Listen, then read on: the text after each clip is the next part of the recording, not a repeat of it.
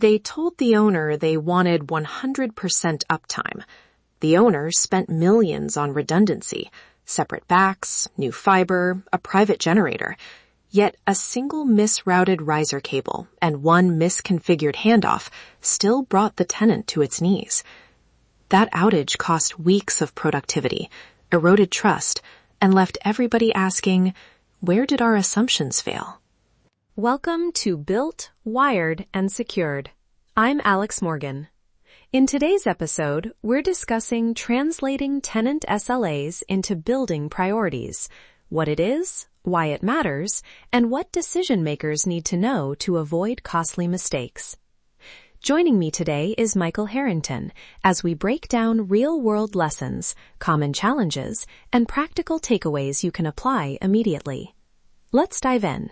First, a quick frame. Tenants talk about SLAs, service levels promised in lease language or vendor contracts, and owners deliver building service levels, what the physical and operational infrastructure actually supports. Those two things live in different languages, and too often, different contracts. The result is ambiguity. Who owns the backup internet? Who tests failover? Or which systems get priority power? That gap is where outages and disputes start. What breaks if this goes down? From an operational standpoint, that's the first question I ask. You can have perfect language on paper and still have a single point of failure 2 closets over. Start by translating tenant needs into concrete services, VoIP, point of sale, critical clinical devices, access control, and then map those to the systems and vendors that make them work. If you don't map them, you can't prioritize them. Okay, walk me through that inventory process. How does a building team actually systematize what tenants call critical? Start simple and make it repeatable. Step 1. Interview tenants and capture the services they depend on. Everything from receptionist Wi-Fi to emergency monitoring. Step 2. Assign a business impact score to each service. Downtime cost, safety risk, tenant satisfaction on a short scale, say 1 to 5. Step 3. Map each service to infrastructure components, power feeds, riser pathways, carrier handoffs, edge equipment, and vendor responsibilities. That mapping exposes hidden single points of failure.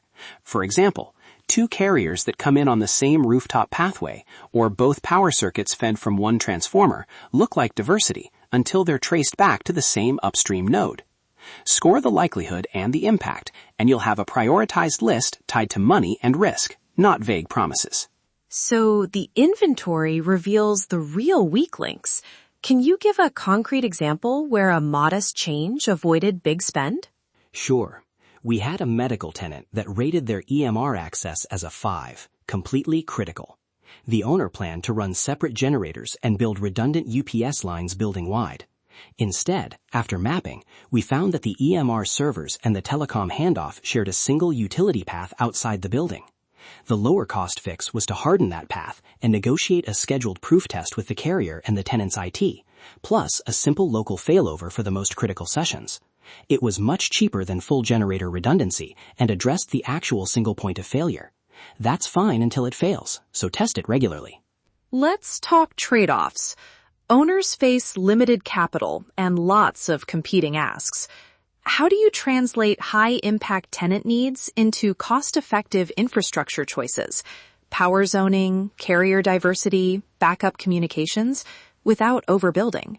3 practical levers: zoning, diversification, and targeted redundancy. Zoning is about where and how you segment power and network so that a failure affects only part of a building, not all tenants. Carrier diversity means true physical separation, separate trenches or pathways, otherwise diversity is illusion. Targeted redundancy focuses on the services with the highest impact score, rather than mirroring everything. For backup communications, evaluate options by recovery time objective and cost. A second carrier with true path diversity is ideal for many tenants. For the rest, cellular or SD-WAN failover can provide minutes to hours of resilience at a fraction of the cost. Use the scoring framework to decide which tenants or floors merit full-blown redundancy and which get pragmatic fallbacks. How do you reconcile capital spend with O&M costs? Tenants want reliability, but owners have to balance long-term maintenance. Quantify both. Put expected O&M into the scoring model so buyers see total cost of ownership, not just upfront capital.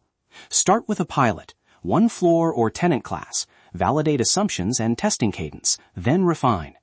Translate the agreed resilience level into vendor statements of work and into O&M budgets.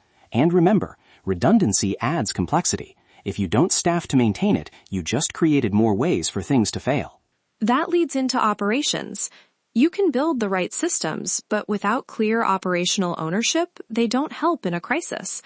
How do teams operationalize these SLAs? From an operational standpoint, formalize responsibilities and practice them. Create runbooks that tie a tenant's service to owners, vendors, and tenant IT roles. Schedule regular tests, carrier failover, generator startup, application continuity, and document outcomes. Require vendors to provide proof of path diversity and to participate in joint tests. Include service acceptance criteria in statements of work and in lease appendices. Finally, keep a living diagram and a changelog. Systems change fast. Diagrams that aren't updated are useless in an outage. If you can prove it worked last quarter, you reduce finger-pointing when something goes wrong. Time for a short checklist listeners can use right away. 1. Inventory tenant-critical services and map them to specific infrastructure components. 2. Score business impact and likelihood to prioritize spend. 3. Verify true physical diversity for carriers and power. Don't assume it. 4. Apply targeted redundancy where impact justifies cost. Use cost-effective fallbacks elsewhere. 5. Formalize responsibilities in runbooks, vendor SOWs, and regular test plans. Visit the Built, Wired, and Secured website for a one-page SLA to infrastructure worksheet to help you run this process with a tenant or on a pilot floor. You'll find the link in the episode notes. That wraps up this episode of Built, Wired, and Secured. Today, we explored how to translate tenant SLAs into prioritized building investments and why linking services to impact and operational ownership matters to planning and operations. Thanks for spending a few minutes with us. Until next time, make sure the systems you're responsible for are built to last, wired with intention, and secured for the real world. Built to last, wired with intention, secured for the real world.